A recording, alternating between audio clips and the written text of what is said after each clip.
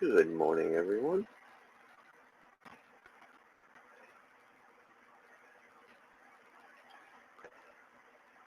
Or evening. Morning for me. It's almost 1:30. So hot and humid up in my room right now. I just can't get to sleep. So figured why not? I'll just go live, do a stream. People jump in. Cool. If not, got a topic I want to talk about. Seems fitting for the day and age we live in. I guess I should share some good links.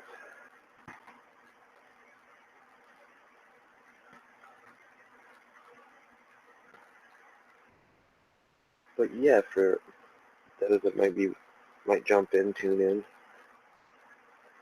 feel free to comment, ask questions. I'm monitoring chat right now, so I'd be more than happy to answer it. But some of you are going to be like, what are we talking about this subject for?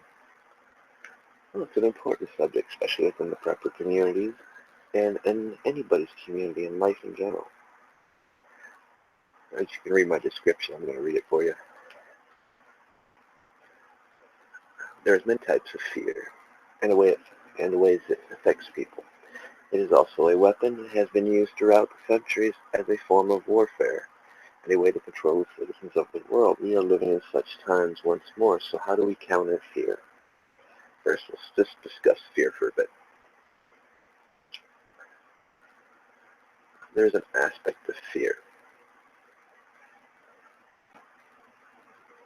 that is a good form of fear. Something I recently learned. You know, I grew up, born in '77, but I grew up in the '90s, so the no fear generation, and some of us lived up to its fullest. I mean, we had no fear. We did stuff that I think about back on today. It's like, man, I'm lucky to still be living with some of the stupid things that we were doing. But we didn't have no fear. We lived life to the fullest, and we enjoyed it. And sometimes we paid the repercussions for it too. I lost a few friends.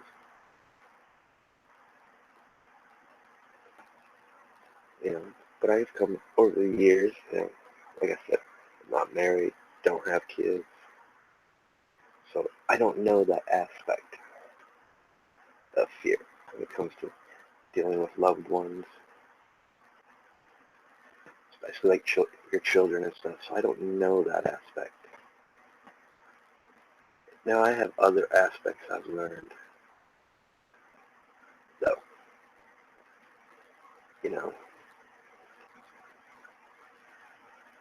Being around my best friend, mentor, being around his family for a couple of years now when I was living in North Carolina with him, being around his two children, it kind of made me realize a few things. That how people do change when they have children, when they have kids, when they get married, they got someone in their life that they love and care about. You start learning a good fear. Because out of that fear, you want to protect the ones you love. And it's funny, because I've always been taught since I was a young kid to always conquer and face your fears, which is what we all should do. So, but then I started realizing, as I've gotten older, that when you start seeing these things and watching things, how people change when they get married and have kids, you start seeing how they become more protective. Me, I've always been that way. My family and my real close, well, most of the things close friends for me. If I befriend you, I call you a friend. I call you a brother or a sister, your family. And there's nothing I wouldn't do for my family. I've proved that over the years. People that know me, and that I claim to be friends, they'll tell you the same thing. I'll give you the shirt off my back. I'll stop whatever I'm doing, and I'll come and help out on whatever needs to be done. But I've also come to learn that getting it, see, I've never been a person that gets attached to anything, anyone. I'm usually the person that moves around from circle to circle quite often. If I stick around longer than 6 months in a circle, it's usually unheard of. Once I've gotten older. So now it's like I realize the importance of it. But by being that way as I was young and growing up, I got to meet a lot of people, interact with different varieties, different groups of people. There was no set rule, and I always came back. I always come back full circle. It was like my break from one group to the next. I learned so much. Like me, I'd have a couple phobias. I don't like being on cam. I don't like my picture taken. Never have. But those are just personal quirks. They're not really fears or phobias. I just don't like having my picture taken. But I'm getting over it, especially now that I've been doing these live streams for this channel. I feel the importance to put a face to the voice sometimes. Not going to do it tonight because I'm not wearing a shirt. I don't feel like showing some of my tats.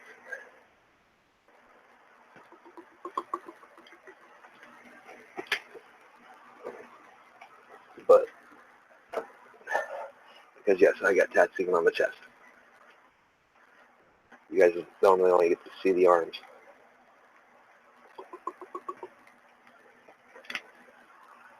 But, I don't know, I just got a different perspective on fear. Like I said, I've always been taught to conquer it. My grandfather was a vet, served in World War II, along with all of his brothers. Most of my family on my dad's side has served, except for a few, because my grandfather didn't want any of his sons to serve. Although most of them ended up serving anyway. But he made sure that the grandkids were not to serve, because he, and his view and his point, I served for my family. My family's not to serve. I almost signed up, but I dropped out of school. Shocker there. And I don't know, I was looking into getting into service. One of my friends, I can't say his last name. He ended up going for the SEALs and actually got in, so I'm not going to give out his name because he's still serving.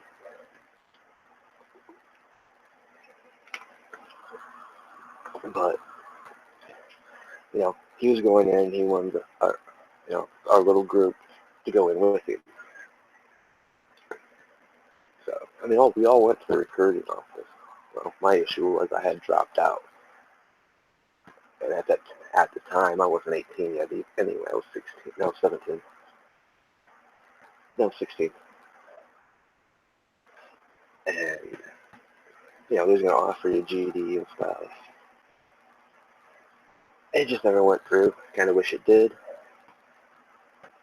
Just how, the way my path went afterwards.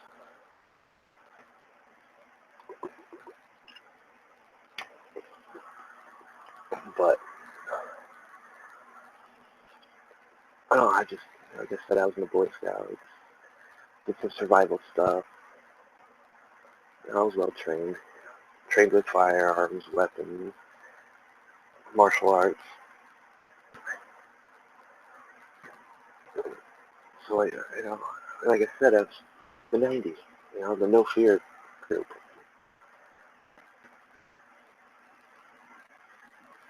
But I was always told to conquer our fears, and it's important that we do, but I also want to instill with things that, like I said, a lot of stuff I'm going to talk about stuff I've experienced as well. And I've seen a need where there is a good form of fear. You know, the fear for your children, for your health and well-being that makes you do things. And most people don't think of it as a way of conquering the fear. When you start building a homestead or building store supplies or working out, getting your health up, eating healthy, that's because you want to be around longer for the ones you love. You want to be fit.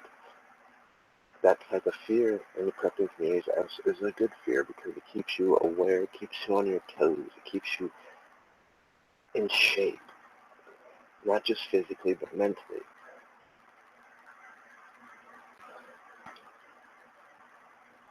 And it, in a way, it prepares you for that flight or fight scenario because nobody knows how they're going to act when a situation comes about. You're either going to flight or fight. And with flight can also be freeze. Some people just freeze up, don't know what to do, can't think, can't. Now, I've always been taught to push boundaries, keep pushing.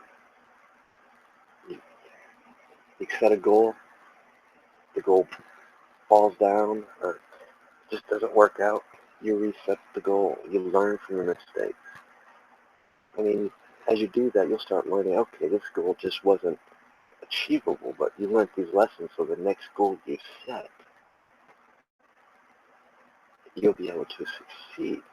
You've been, like, maybe, I hate using movie quotes, or TV series quotes, but, everybody goes through a crucible. I went through mine, not proud of it, but it's also made me who I am. It's made me realize that in situations of certain environments, I can survive, will survive. Was there times where I was somewhat fearful for my life? Yes.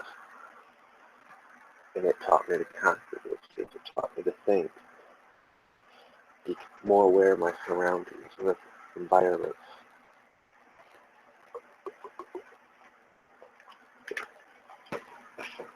That's what people don't realize. Fear is a weapon. It works both ways. Most people fear what they don't know. But there's also a psychological effect as well to fear. If you can get your enemy to fear you, it's easier to conquer them or put them in submission. When you get a population of citizens living in fear every day, not knowing how they're going to pay the bills, that's another form of fear. How am I going to pay the bills, but yet put food on the table and take care of any medical needs that you may have? That's a form of fear. It's instilling fear into you. If I don't pay this bill, the turn in the tax collector.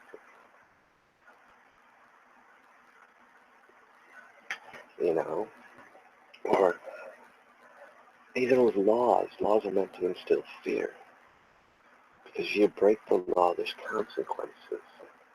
And they're making laws every day. It's impossible to stay on top of every law that's made, as I found out just not so long ago.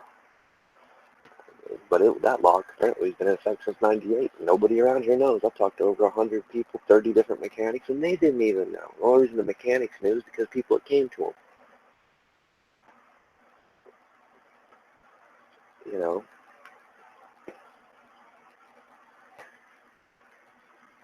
But we also look at the things that have been going around the world. I mean, there's so much chaos, division. That's all forms of fear. They're instilling fear. It's just like the last couple of weeks, how many concerts was canceled or evacuated because of thinking of serious threats. They want to instill fear so you don't go to these events, or when you do, you're just in fear. You're not enjoying it. They're getting control of you through fear. And this is the type of fear I really want to talk about because it's happening more and more.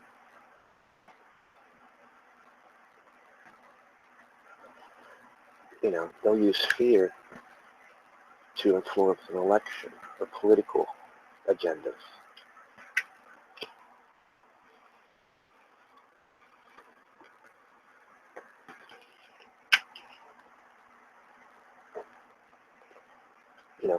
basically, and what ends up happening is you've got so much buildup, so much chaos and division, and people are living in fear every day of their lives. Don't know if they go to the market, they might get ran over or cut up.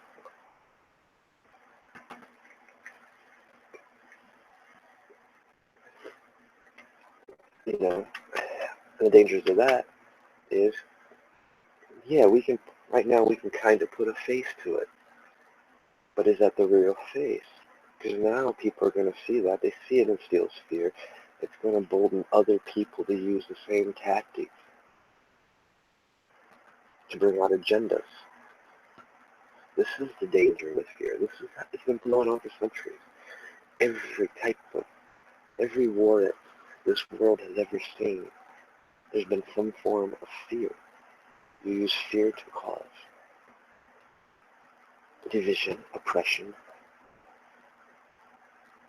to make them fear you to the point that they submit, thinking either, well, maybe even when they think that, okay, if we just do what they say, abide by what they say, it'll stop. It don't stop. Because now they've subjugated to you. And now you become oppressed, forced upon. It's actually a form of mental rape. They rape you of your freedom, of your identity, through fear.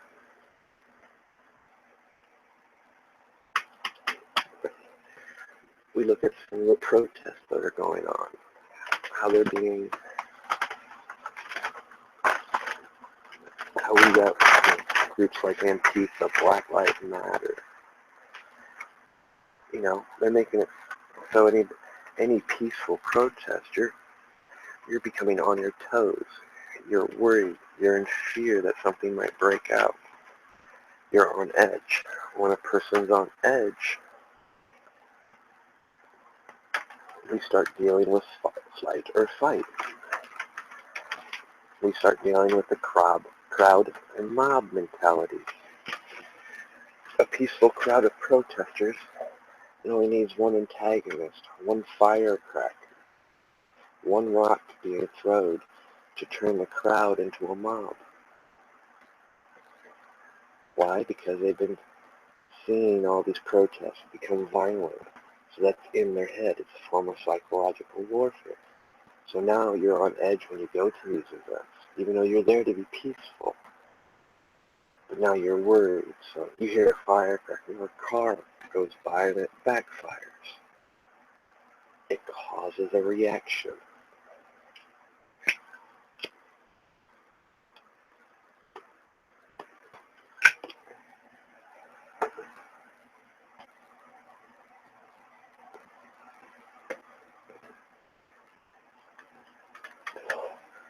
You know, there's a reason why fear has been the perfect weapon throughout centuries.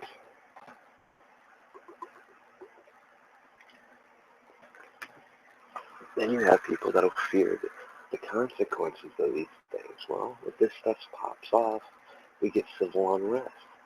Well, now they're going to come after our rights and liberties. So we fear that. And we should never have fear about our rights and liberties ever being taken from us. That is something that should never be tolerated to begin with. Our forefathers led by example on that. We will not live in fear and oppression. The British are coming, guys. Remember that? Paul Revere, which there was many Paul Reveres. We just get the Paul Revere that we know of. We're not going to live in fear. We're going to react. We're not going to allow us to be oppressed. But yet we see it every day now. We see it with the protests, with the stuff that's happening overseas in Europe, Britain. We have talks of, what's not going on in North Korea, and that's something, yeah. that strikes fear in people because you have a person in charge that you don't know what he's going to do. I mean, I'd rather have a person in charge like Putin. At least you can kind of guess what he's going to do, which usually not that good. But you can always, he moves ahead of him. Where this guy in North Korea, not a chance. Well, that's fear. Fear makes you unpredictable because now you're dealing with the unknown. You don't know what he's going to do. At least with, this guy over here in Russia, we can strategize what he might do from his past actions.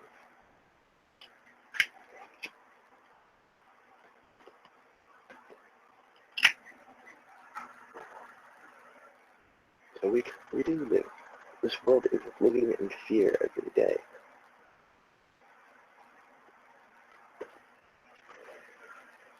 Our politicians use it all the time when it comes to election cycles. They pick out subjects that has caused fear, that they know that you guys will jump right on and vote for them. But after that you voted for them, what do they want to do? Waste their time not doing what we voted them in there for, to just, do hearing after hearing after hearing, committee after committee after committee, and pushing the fear propaganda with it.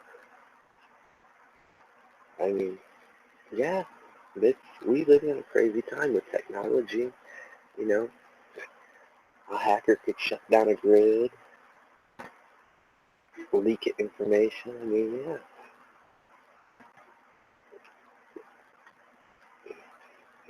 We live in fear with, people that have smart TVs and cell phones, smartphones, iPads. We live in fear of our conversations being monitored.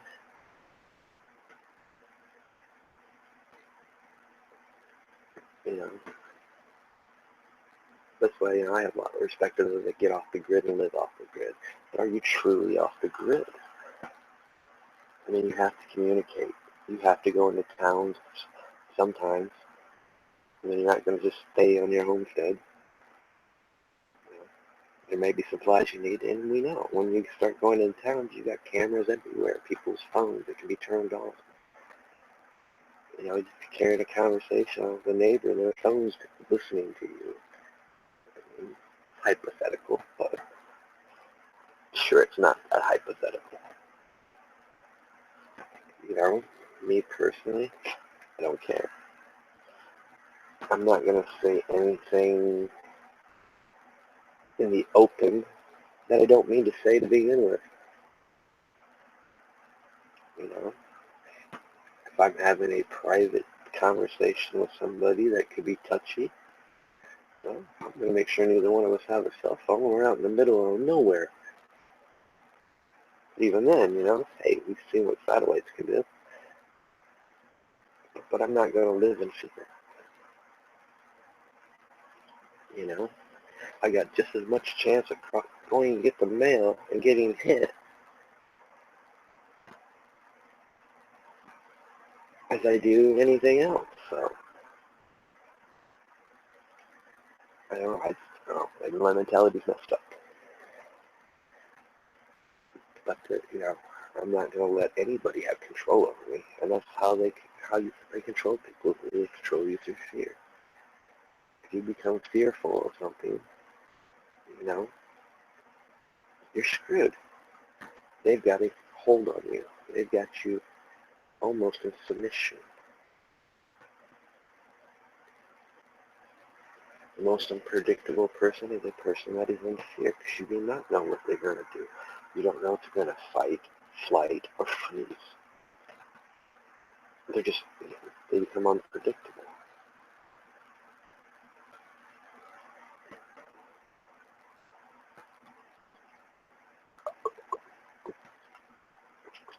Now, how do we break these cycles?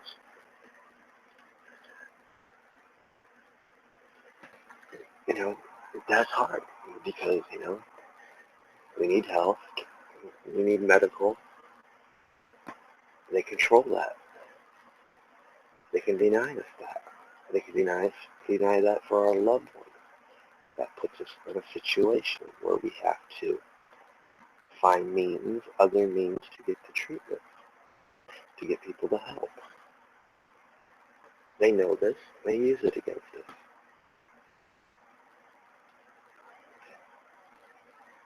They want us to be, what's the word I'm looking for? Well, basically they want us to all be submissive to their rule. And they know the best way to do it is through fear. It's even taught in our school systems.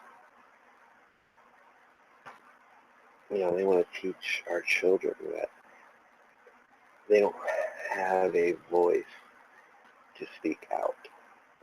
They want to teach them oppressive laws like Sharia law inside the school system. You know, they don't want to teach them that you shouldn't be subjugated to fear. You should not be controlled by fear. Our history shows that. You know, wars can be won just on the fear tactic. Let's remember when we went into Iraq, what do we call it? Shock and awe. We instilled fear into a country by just bombarding them. And it did. I mean, but how'd they counter that? They started using IEDs, roadside bombs, suicide vests. So, not new tactics. Vietnam, a woman would walk up with a baby with a had pineapple grenades in it. So, our soldiers in Vietnam would be scared. They see, women and children, and they became, they didn't know if that woman or child would have a bomb or a grenade. We're seeing it play out with the suicide vest.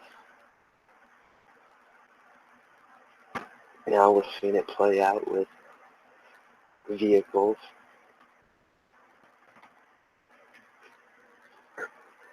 I mean, these tactics are older than, pretty much since civilization has been around.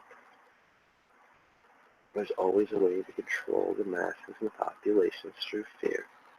Climate change is a form of fear, guys.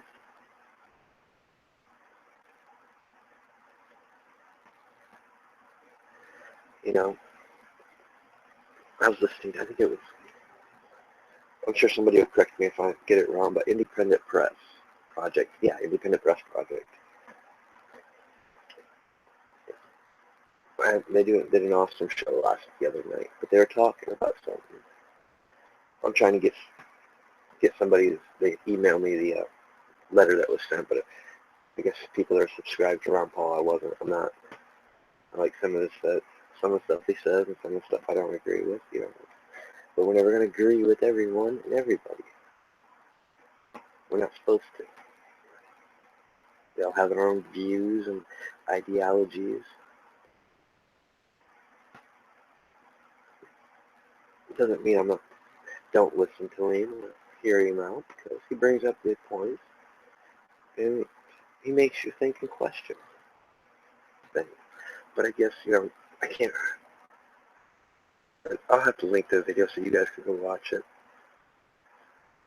But they were talking about, in this letter, they was talking about this thing with the UN, about small arms, which would basically put restrictions. How much ammo, much like the laws we have in like the states of California, New Jersey, New York. But they also require you to register all your firearms. It's a form of, they want to use it as a fear tactic. Tell you how much ammo you can buy, or how many guns you can own. in a sense, it's a way to tear down our Second Amendment right, is a form of fear. Why? Every nation, if you study history and study people that have talked strategy, why the United States has never been invaded by another country other than the Revolutionary Wars, French and Indian Wars, is simple. Almost every household, there's a gun in the household. There's more guns in the United States than there is in some of these third world countries. It was proven with the Mountain Men, Kings Mountain in North Carolina. Research that. All I gotta say is they didn't make it up the mountain.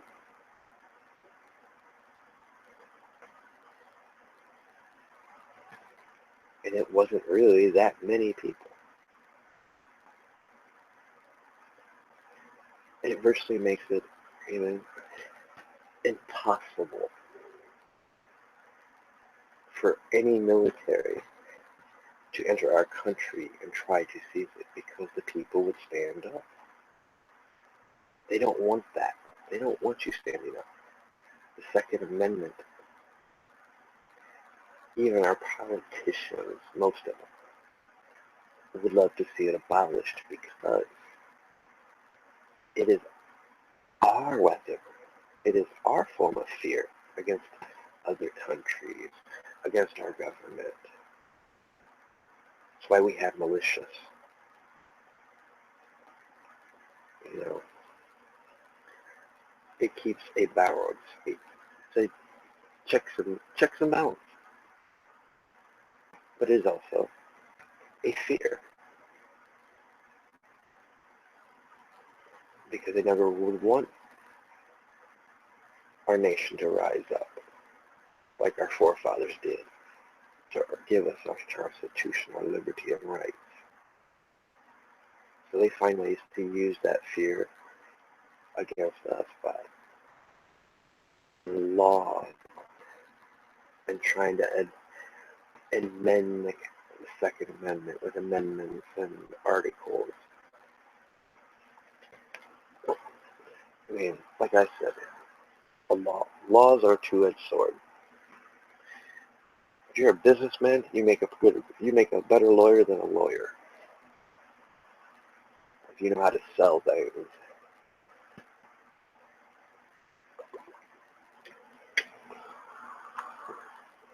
Even our legal system and laws is a fear tactic. You know, they have a purpose. They have a reason, and they're very important when they are used properly.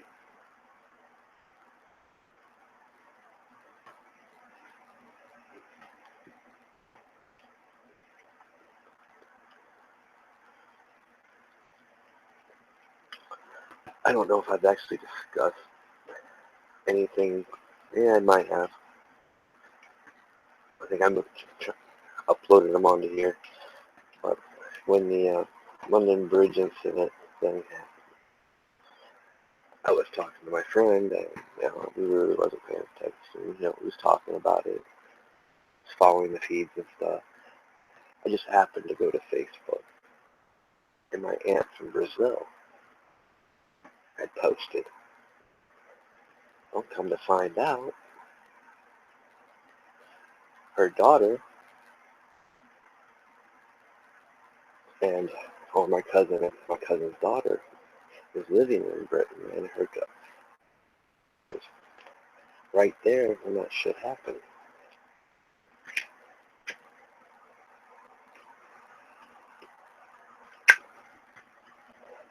So my aunt, everybody was fearful because nobody heard word. All they're hearing is what the news and media is reporting. Until she finally made it home to her mom's. And she was all shook up, traumatized from what she witnessed. And the fact that, she couldn't even get people shut their doors, businesses shut their doors and weren't letting people in. now this little child is going to be living in fear every time she goes somewhere. Say, little child.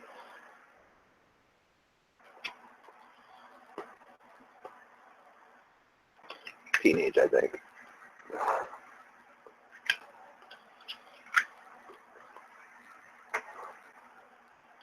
And that's what they want. They want to instill fear. Because through fear, they can divide you, subjugate you, bend you to their will. So how do we counter this type of fear? One, we got to find it. There's a few ways. We got to conquer fear. How do we conquer fear of that type? Well, we can use it as a weapon ourselves. We've done that in the past. History's shown where we, through the Crusades and stuff, we used that form of fear and returned it upon them when they wouldn't stop. And one of the last straws was when they sieged Constantinople. But look how long they sieged Constantinople for, like 200 years.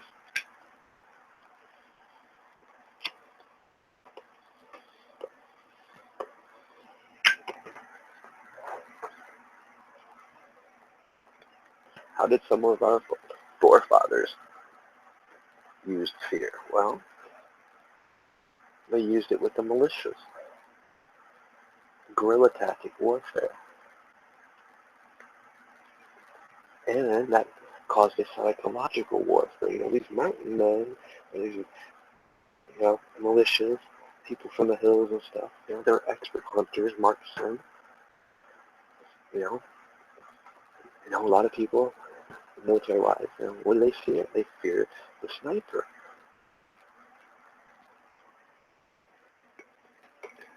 Now, I'm not promoting violence here. I'm pointing out the psychological effects. How do we counter fear? Well, we can counter it with fear, or just see it for what it is and not let it rule us. If they see that the tactics of using fear is no longer in control, it's not making us afraid. Yeah, it might bolster them for a little bit, but eventually they're going to have to find a new tactic. Then from there, we just have to keep adapting to it each time they create a new tactic.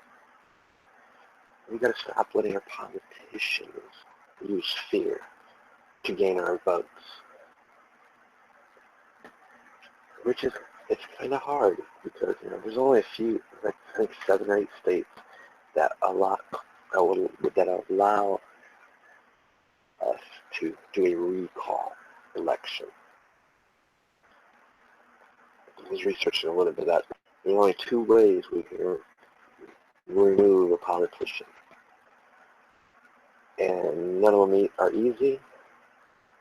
It's happened recently in Colorado. A couple years, about 3 or 4 years ago it happened. But really, other than that, it's kind of an impossible hill to climb. Or you can hit them with ethics violations. Well, it has to go through a committee. Well, who runs those committees? We've seen what those committees are like. They're just a 3-ring circus.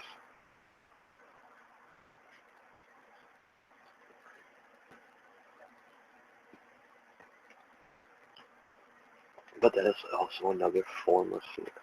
They want you to mistrust the government.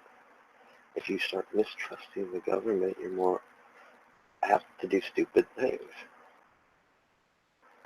Which, in a sense, is what they want. They want us to do something stupid. So they can step in, take our rights and liberties and freedoms. So they can subjugate us.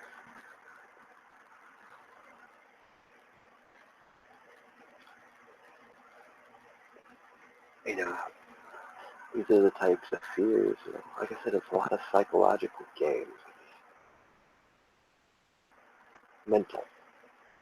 Well, sometimes just by sitting here talking about them, discussing them back and forth, because it makes us aware of these things. When we become aware of a fear, we actually start taking control of that fear. We start conquering it just by being aware of it.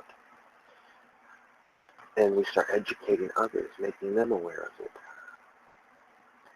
See, our voices, our words, our penmanship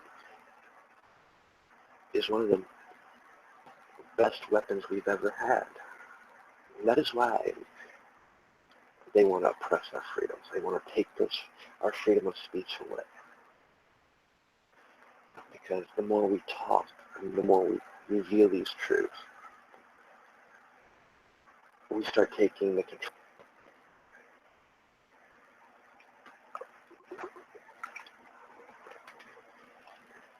You know, I mean, some of the best writers, maybe even we can go back to medieval times, the bards, the court jesters. They would tell stories, ones that could write or sing or write poetry. The town scribes, they would tell a tale, bring a nation to its knees. I mean, once you start spreading truth, the truth can conquer fear.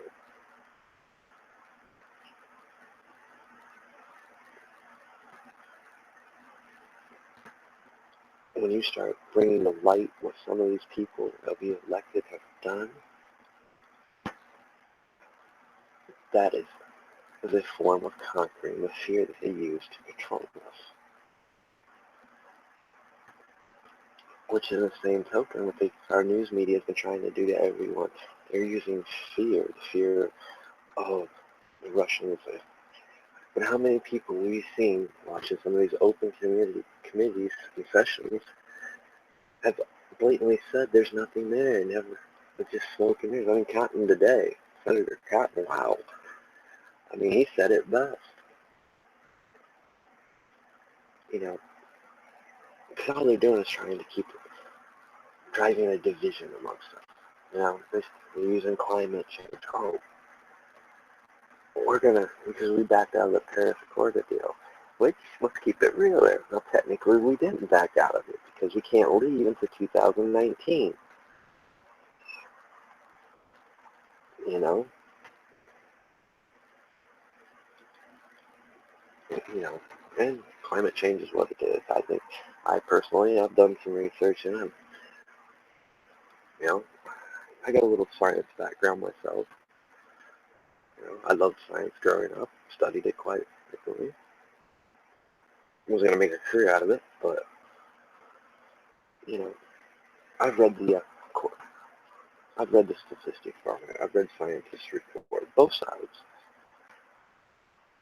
But it can't argue the core samples that they've taken from Antarctica and the Arctic. It shows a natural process.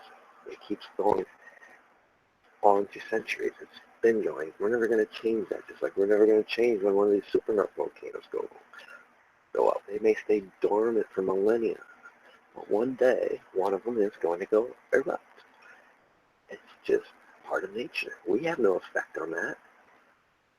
I mean, but we're also learning we do have some effect on things with like fracking. I live in Ohio, and I know what's happened over around the Ashtabula, Youngstown area where they were allowed to do fracking. Now we've seen a few earthquakes that we normally haven't seen. I mean, earthquake in the northwest or northeast Ohio was unheard of. I remember one occasion, and it was like in the 80s.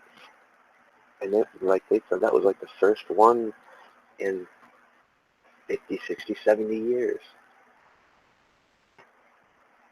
So yes, we do have an impact on the environment to a point. But climate change, no. It's just another fear tactic to impose laws to subjugate these slaves to a system through fear. I mean, let's remember the 80s and 90s. What was the big thing? The aerosol. How it affected the ozone.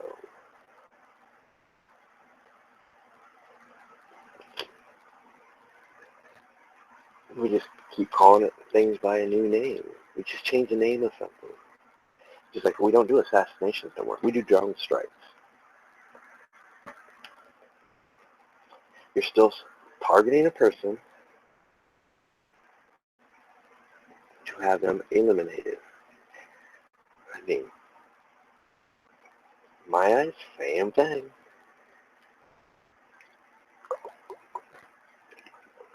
Ain't no different. You're still taking someone's life.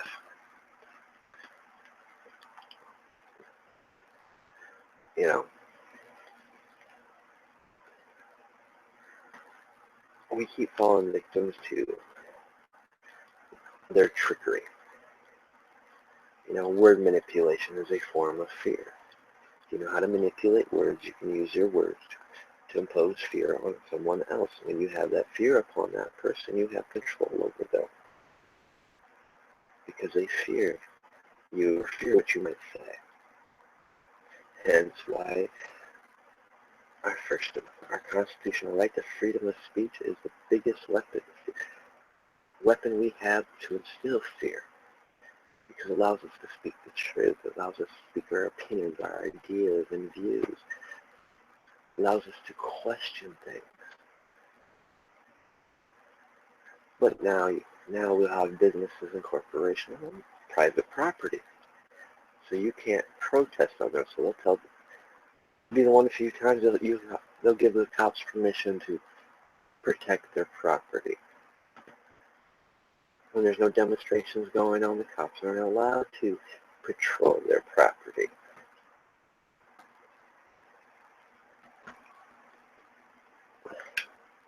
That's why a lot of corporations and companies hire private security.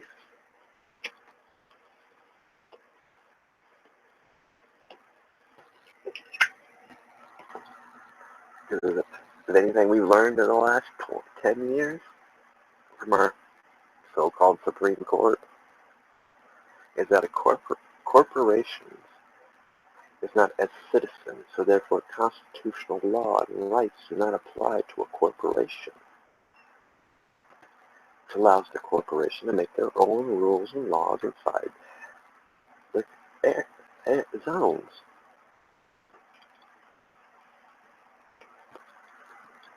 Which in turn becomes a weapon of fear, because now they can tell you cannot freely speak on that property or protest on that sidewalk, because it's attached to that property. When our sidewalk is considered a public venue, but they could say they own up to the curb.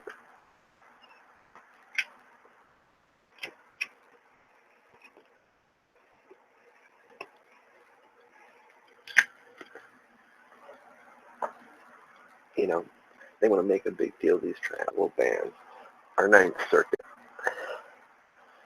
is actually, what they are doing, they're opposing and dictating fear. They're using a form of fear to say that national security isn't an issue. That there is no legal ground that you can take to stop. But these cities have rights to protect illegals.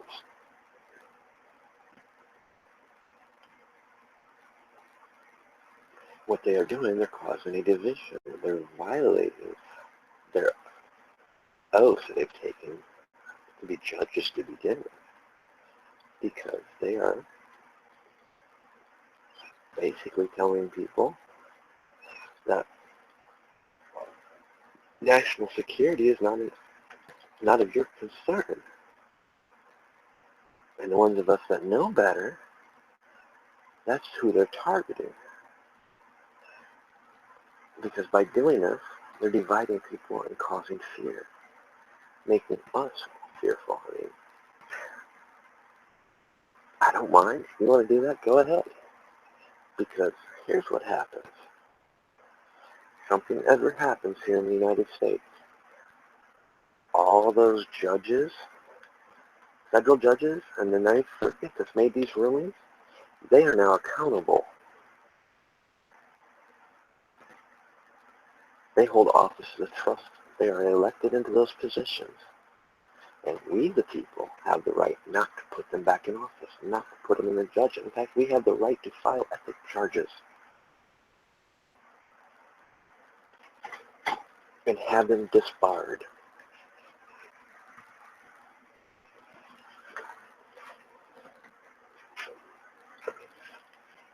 That's how you conquer those types of scenarios, using fear. It is our weapon as well. As preppers, we do. You know, some of us, we make it known. We have this much weapon. We have this many people. We have dogs. We put signs up that says, beware, no trespassing. That's a form of warning others, hey, we're going to protect our land. We're going to protect our property. We're going to protect our loved ones and family.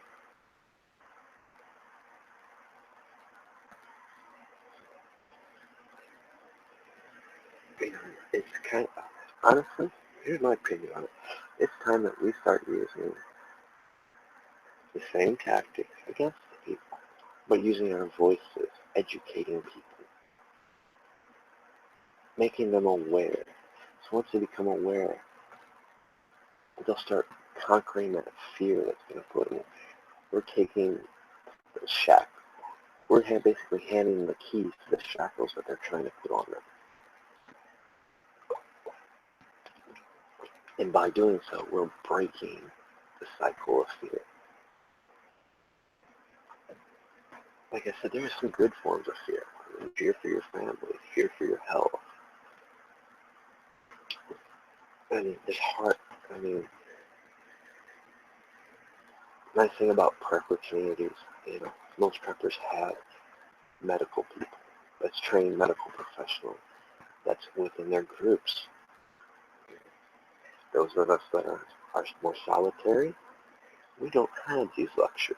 So we have to be extremely aware of our health, extremely aware of how far we can push ourselves. You know, but we also have to worry about, hey, get a tooth infection, you might be screwed. You can't get it pulled, or you can find someone to pull it for you. You know, or have access to antibiotics. But how do we conquer those fears? We find natural remedies. We study a little bit of medical, basic medical, enough to, you know, patch ourselves up when we get hurt, mend ourselves. I mean, until we can find treatment from other communities of preppers.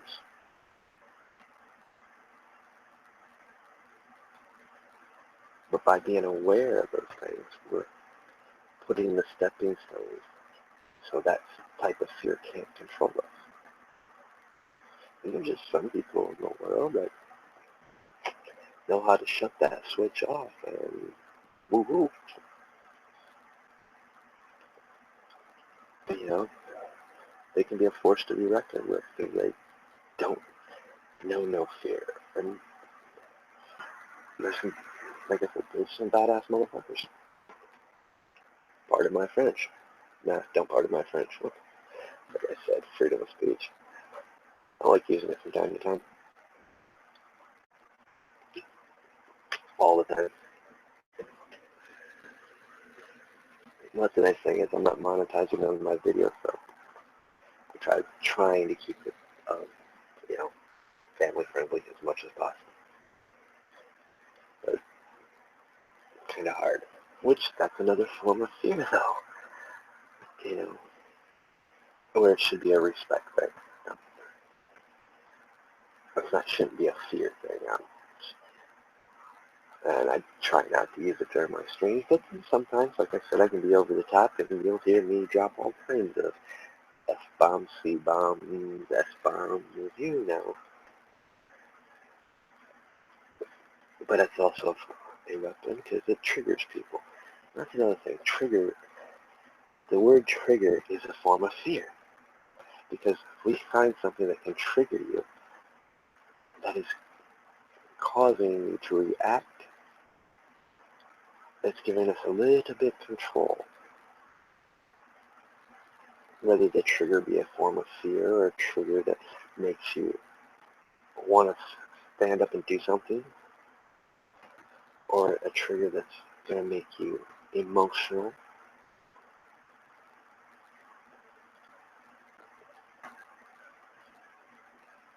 You know, right now, they want you to accept that what's going on over in Europe is the norm. That's a trigger.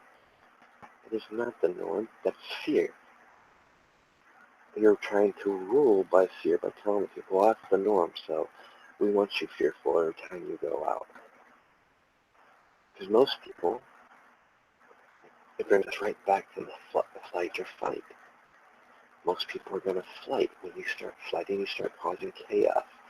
You don't think straight, think right. You can't think quickly. You become less aware of what's going on around you. The only thing that's going through your mind is escaping, get away, hide, or you freeze up. So know that what's going on there is not the norm, should never be the norm anywhere. When they start telling you that, they're pushing a form of fear to subjugate you, to make you submit, or to make you vote a certain way. Demand tougher agendas that strip actually your freedoms away.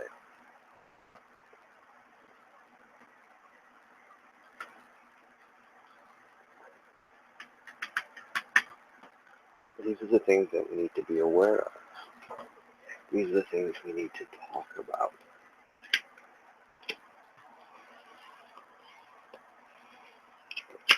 Whether it's talking about with our families, our kids, our loved ones, our friends, our prepping communities, and other preppers.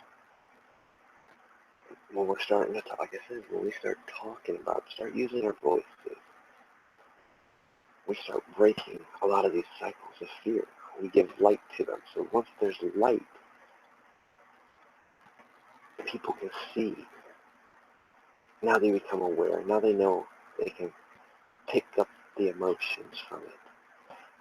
Then you start learning how to use those emotions to counter it, or use it against the person that's trying to push fear upon us.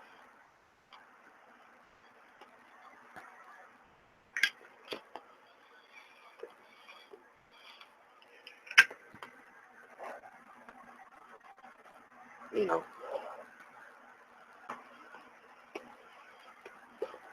there's been one common denominator. The names have changed over the years. They've given it new titles, new names, but it's still the same thing. We want to be free thinkers. Well, a free thinker, they fear that because they fear free thinker sees through their lies, their deceptions. A free thinker speaks about things, talks with other people, learns, and through the talking and interaction with others become aware, new ideas form, new things gets brought into the light. Slowly, they start losing that fear, and the people that have been pushing that fear start losing that power. We begin to have that power and that control.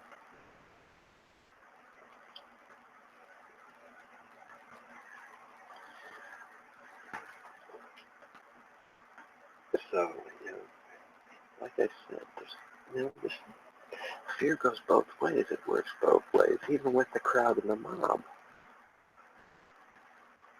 Or if that crowd is free thinking aware, I wouldn't want to have turned that crowd into a mob. Because it's going to backfire.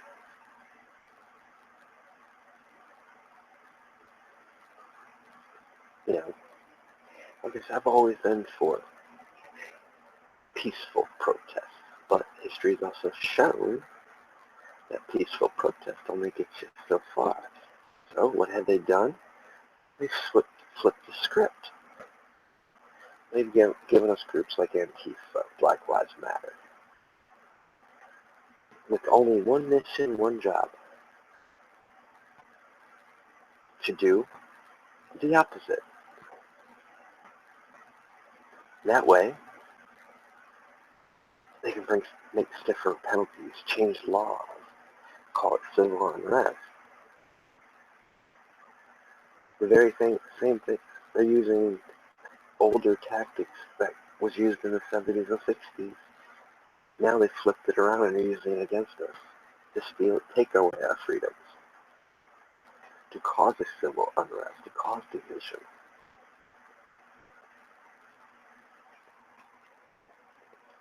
You know, and the old saying is true. The one thing you should fear is that animal that you put in a corner. Because once that animal's backed into the corner, it only has one action. It's no longer flight or fight. It becomes a primal instinct of survival. It will do whatever it takes and needs to do to survive, to get itself out of that corner.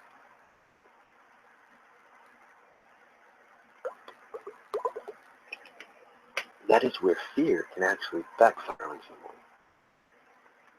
When you back a group of people or a nation into a corner, we can use Venezuela for an example. They went so far that they stumbled so far into chaos that people are finally taking to the streets, and it is a full-out blown civil war there. They backed the people into a corner they could not get out of. Left them with only one choice: survival, live. When that person gets to that point, it's like it's the first time they'll ever feel that switch being shut off. They'll do whatever it takes to survive, to live, to protect their loved ones. When shit actually hits the fan, a lot of these preppers out there, that's the mentality they're going to take. They're going to protect their property, protect their family by any means necessary. Then we'll have the ones that think they're preppers. Then they'll find out that they don't got what it takes. They're not going to survive until they are backed in that corner and left with that only choice: survival or death. And many of them might not be able to choose survival, because the way people are being taught these days, people are being taught to rely on others, to be dependent on others. That's another form of fear, because it's forcing subjugation, submission. I'd rather submit. I'd rather be led to the gallows or led to the concentration camps. Or I'll do whatever I'm told to do or asked to do for food.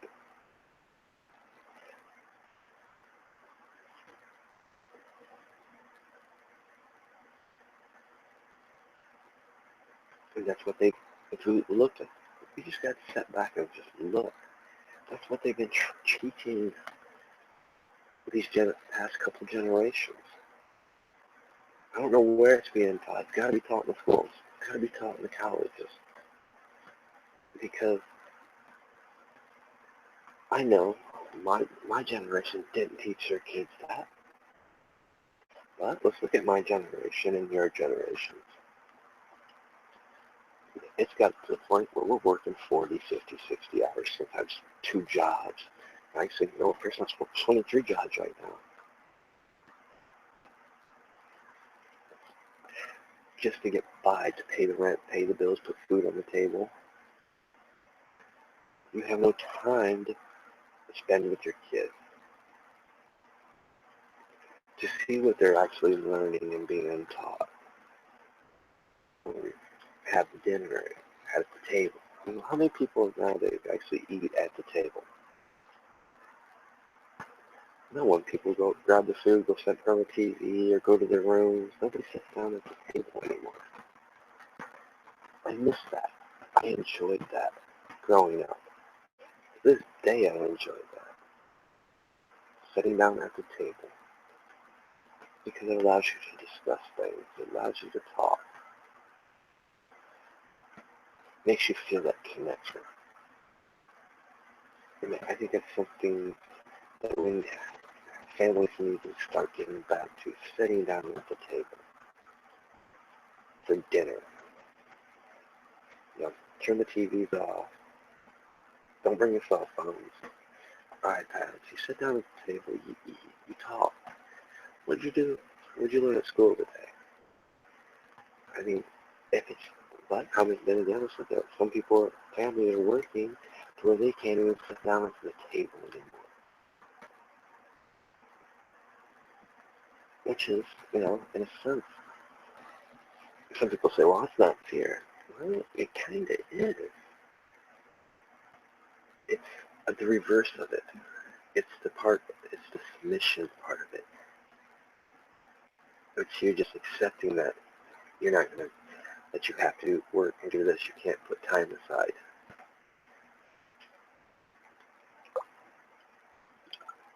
Like I said, I pointed out, you know, they found ways to give things new names, different names, changing the titles, labels. They just mean old things. You know, it's like I did a discussion about why increasing the minimum wage will never work. They want you to believe it will, but in reality, they're not putting no laws in place to restrict the corporations and other things from raising the price to match the increase of the wage. And therefore, the more you make, the more taxes come out. So actually, you're making less than what you did before. Yes, you might look like a bigger check, but you're still paying the same damn price that you was paying for the milk, because they just raised the price of milk to match the increase. And you're getting less because they're taking more in taxes because you just went up a few tax brackets.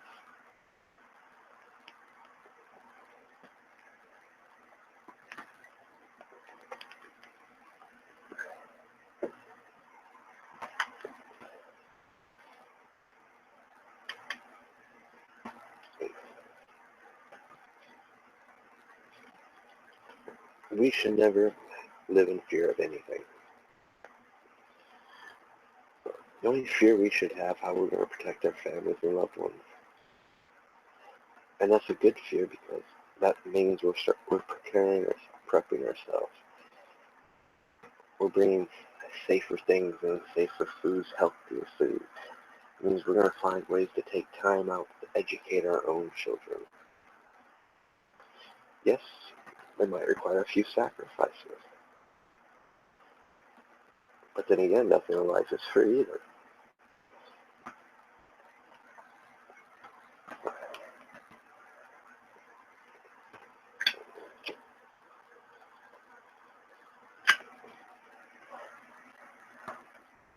You know, I'm not even going to get into who quoted it because I was actually kind of researching that. We have nothing to fear but fear itself. Some say Winston Churchill, some say Roosevelt, some say, I can't remember his name. It's like four people actually used that phrase. And that's true. The only fear we should have to fear is fear. Am I going to fear? Fear. If I become aware of it and I acknowledge it, I'm already gaining control of it. That's the mentality we got to start becoming more aware how they're changing words and using titles and labels.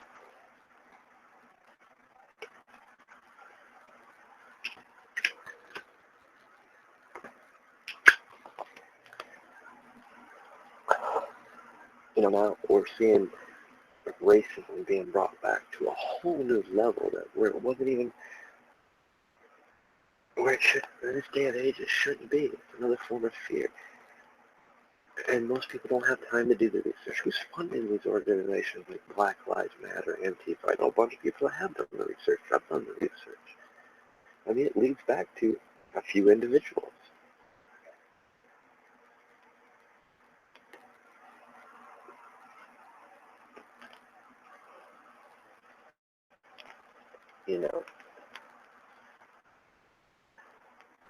But there's also, we hear fear porn used a lot. Certain individuals and certain media outlets. That's a form of fear. They want you to. They use it as a weapon to instill that fear so you go out and do something about it. Or if you haven't researched it and you jump to conclusions, you're falling into a trap.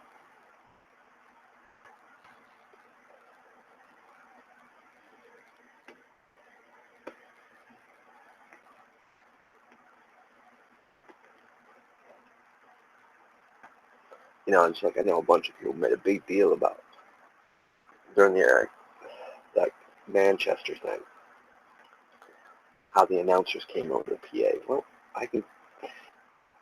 maybe I'll have a couple people join my stream next time, and that's run security for concerts and stuff.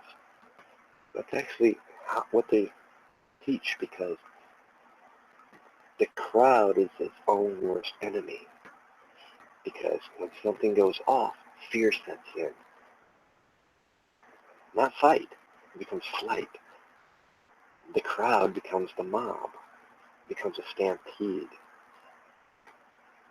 And more people end up getting hurt, dying from the crowd than the initial incident. That's why they come over the PAs like that.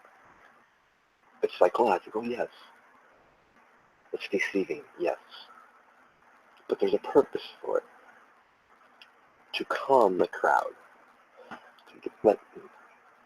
Try to get them to leave orderly in a fashion, a sensible state, to where they're aware instead of in that flight state.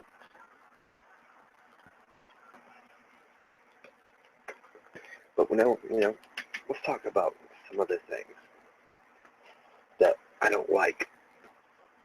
I don't like seeing, and I'm all for police. They serve. I could not put myself in their shoes, not even a little bit. If I did, I'd end up in prison. Because some of the shit they have to go through, witness, oh no. I'd be judge, jury, and executioner. I mean, I just got to keep it real. I know me. So, I respect what they do.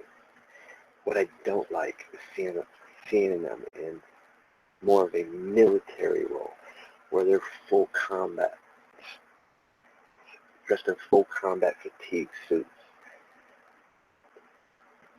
I mean, Ferguson was a good example of that, with his MRAPs, tactical fucking lasers. They use that as a form of fear. When they beat on their shields, that's an ancient tactic. It instills fear. It triggers people.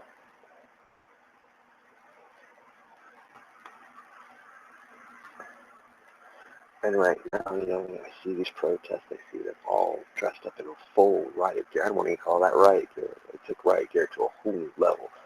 I look at the police when they're in that gear, I think of military. It's a form of fear. And it shouldn't be. I mean, don't get me wrong. The problem is, what we've been seeing over the past 6 months is that it's the peaceful protesters that are getting hammered by the police. Why? Because of the provocateur. Or the fact that they do a job protecting them, and they get pushed into the crowd becomes a mob. And they're dressed intimidatingly. I'd rather see honestly, you guys can correct me if you think I'm wrong. I'd rather see them not in uniform. I'd rather see them in the crowd as part of the crowd. That way you don't know. Undercover. Yes, you put a few, a few out there that's in uniform. But you also have, I'm sure they do, but you take less of the, because that's the thing. These groups like Antifa, Black Lives Matter, they use that because, because those cops, they're fear for their lives too. They're doing a job. They're trying to protect and serve. But they also experience a form of flight or fight. So for in their circumstance, it's fight. And once they get triggered, put on edge, it's like military. It's like an adrenaline rush. But they don't know who's friend or foe anymore. Once the crowd becomes the mob, it's quite obvious with the Antifa. They wear all black, right? So they kind of make it easier to spot. And personally, that's my thing. I'd like to see a complete ban on covering your face, wearing stuff. If you're there to protest, show your face. Yeah, I know I'm going to catch flack for that because some people don't want their faces shown. If I'm going to a protest, I'm going there and I'm showing my face. I want my voice to be heard. I want you to see me, knowing that I'm standing up to these rights. Not everybody thinks like that. But we're also starting to see what's happening over in Australia. Why Australia's put a ban on the burqas. We had male radicals dressing up in female burqas and committing attacks. They can conceal it. It's easy to conceal their weapons, conceal stuff. I'm against that.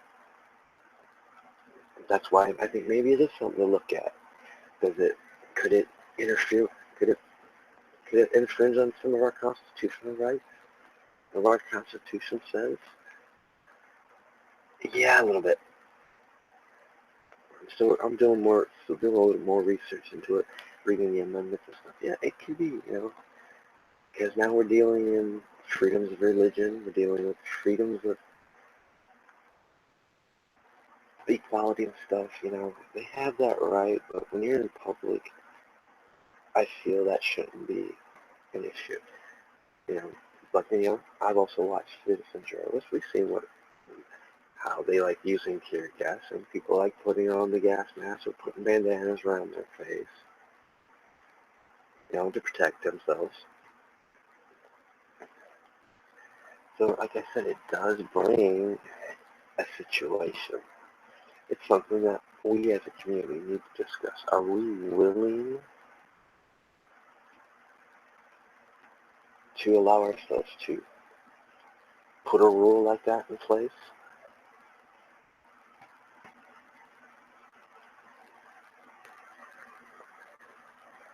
Like I said, there's a lot of things we need to think about. How do we counter these things? Well, like I said, I think for one, I've pretty much said how you deal with the anti-group. You label them on what they are. By definition, what they've been doing is a form of terrorism, and they should be charged and held if they commit an act that incites violence, incites a riot. But also, when you charge them like that, I would look into the RICO Act and hit them with the RICO. That way you can go after the money and start holding the people accountable for it. Who's sponsoring this? Go after the corporations. RICO is a bitch, and it can be used properly. This is for real, taxes is a form of fear. If you don't pay taxes, the IRS is going to come and knocking.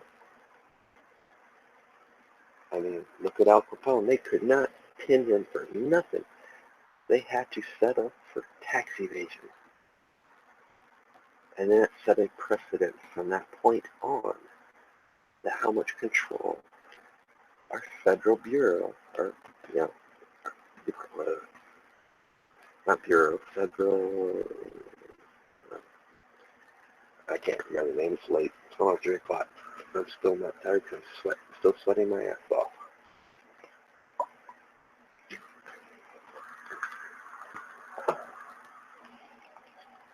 Well, like I said, it got up to 98 here today, this afternoon. It's just now 78 degrees.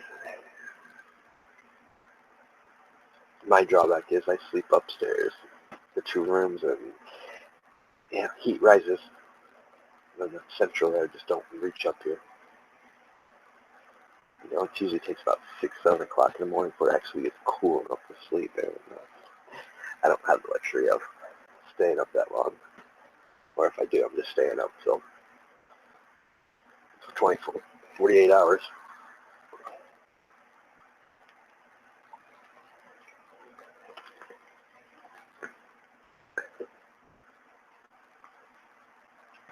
But, you know, I actually hope I gave you a lot to think.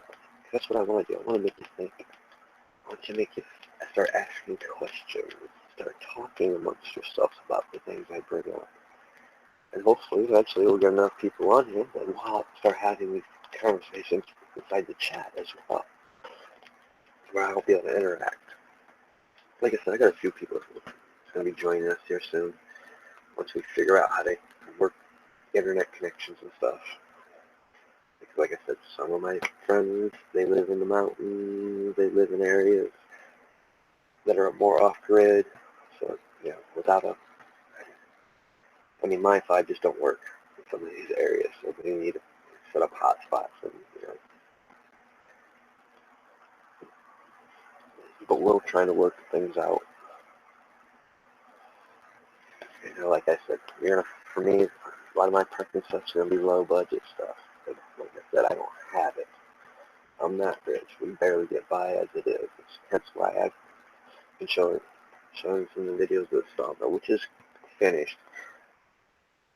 Uploading 2 videos tonight, and I'll upload the final version of it.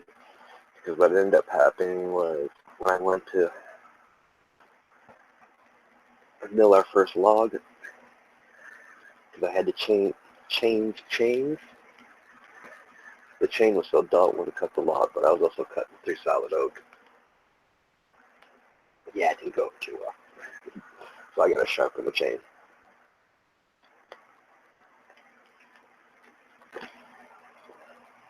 Then I want to make, then while I'm at it, my dad actually came up with a great idea to make a clamp system so we can clamp. I'm not drilling through the wood. So we're going to do that tomorrow. Maybe. I don't know if we're going to do it tomorrow night. Depends. I also got some welding we got to do tomorrow. He's talking about. We'll just see how he feels on that note. But like I said, you know, I've learned over the years to be content with the things I have. Know my needs and my wants. And needs always have to come first, guys. Yes, some people say, oh, it's a form of living in fear. No, it's not. I know my needs. My needs is food, a roof, shelter, food, shelter. My needs also knows I need to be eating healthy, keeping in shape.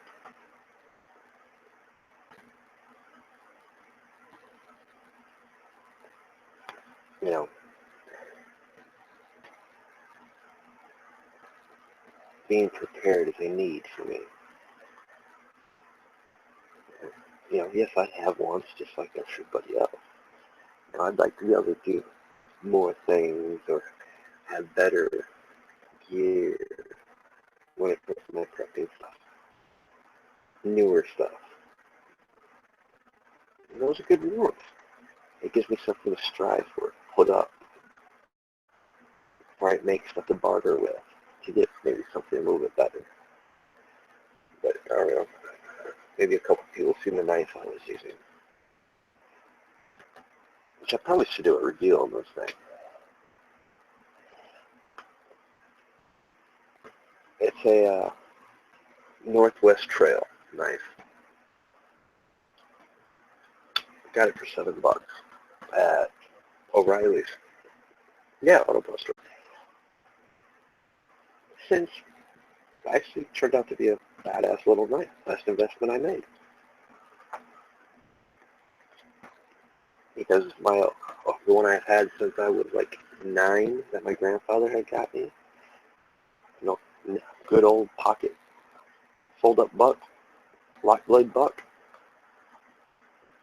Like 2 years ago it broke.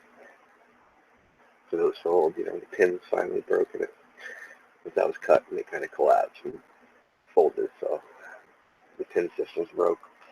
So I had to needed a new pocket knife.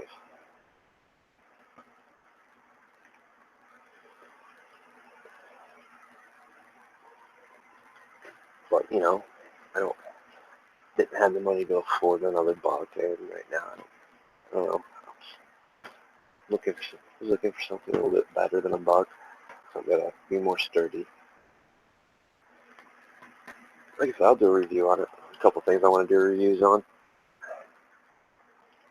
And a couple things I want to show you that I just, you know, like Tractor Supply. Tractor Supply's always got this section where it's got stuff marked down. And that's where I had got my, this other knife that's actually part of my bug out bag. That for, I think I paid like $7, $10, no, $10. I was actually very impressed with it. As far as how sharp it was, the fact that it's full tang to take a beating, that kind of beats the hell out of it because I was hoping to break the wooden handles on it so I could paracord it. Because I figured, you know, the wooden handle's going to break the first time it gets, you know, abused. It hasn't yet, and I've tried to abuse the shit out of it. So, like I said, sometimes you can find some good stuff that's cheap. You know, that's one thing I don't live in fear of. Because I know how to refurbish stuff. I know how to make stuff. I know how to make use of the stuff I have. It might not be so good quality, but I know how to take care of it so it lasts.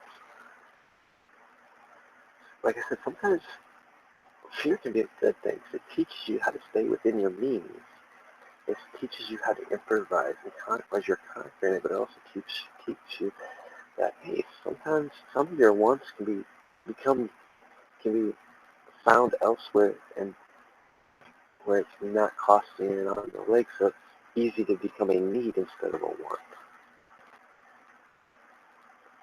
Because, okay, I want this real bad, but I can't afford it. I can't, you know, there's no way I'll ever be able to afford it. So I might go on YouTube and look, do some research.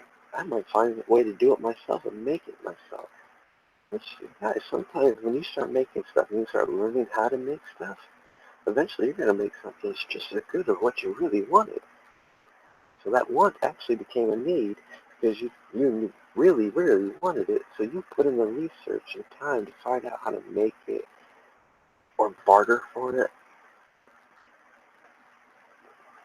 So, like I said, sometimes, like I said, there's good aspects of fear. The best aspect is learning of fear, bringing it to light, discussing it with people. When you do that, it no longer becomes, it can no longer control you. And I think pretty sure I've kind of been all over the map. Like I said, it's almost 3 o'clock in the morning.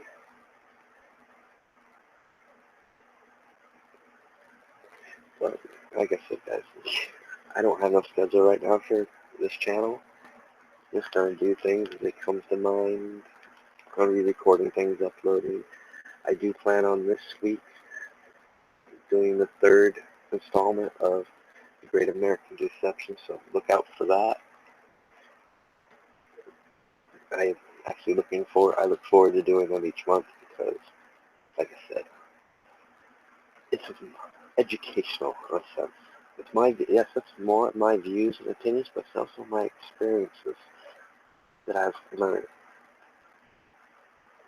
It's my interactions with other groups of people that I'm able to, share these things with you.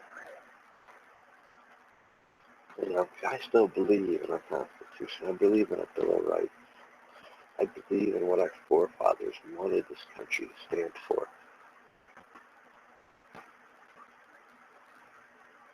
Those aren't ideals that should ever be forgotten.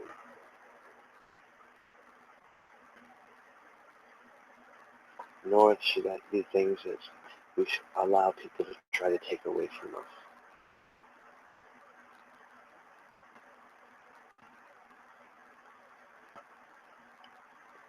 Like I said, no man should live in fear. We each should be conquering things that we fear. By doing so, we make those things that we fear our strength instead of our weakness. We take that ability for that fear to be used to control us away from them.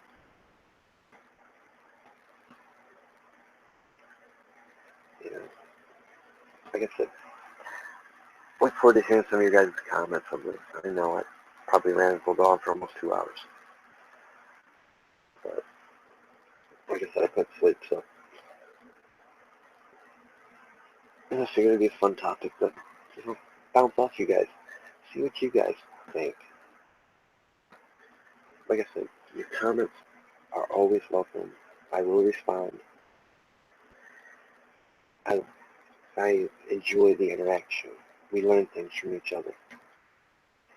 And as we're discussing things, bouncing ideas off each other, we might come to learn something that from one of our ideas will spring forth a new idea that we didn't know about before, wouldn't have thought about. That's why it's important to have this interaction. It's just much me telling you things, but it's also, when we get to the comments or when we're commenting in the chat, it opens the door for new thinking. When we start thinking, we start becoming aware. We start becoming open-minded and free thinkers. The very thing they don't want us to be. And by doing so, we're taking that control away from them. Food for thought. If you like the video, hit like. If you haven't subscribed yet, please subscribe. Trust me, I've got all kinds of stuff. We're not always going to agree on everything, but we're going to learn from each other. And that's the important part. Like I said, look for the Great American Deception, and I should have finishing up the sawmill videos in a couple days. It shouldn't take that long, but depends what the weather is. It's supposed to rain, but it didn't. But we're going for rain all week, which I actually hope it does. Cool things off, and all of our water storage barrels are empty.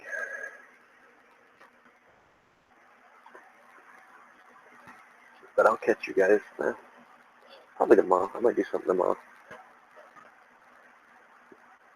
More, in the afternoon or evening where people are actually up.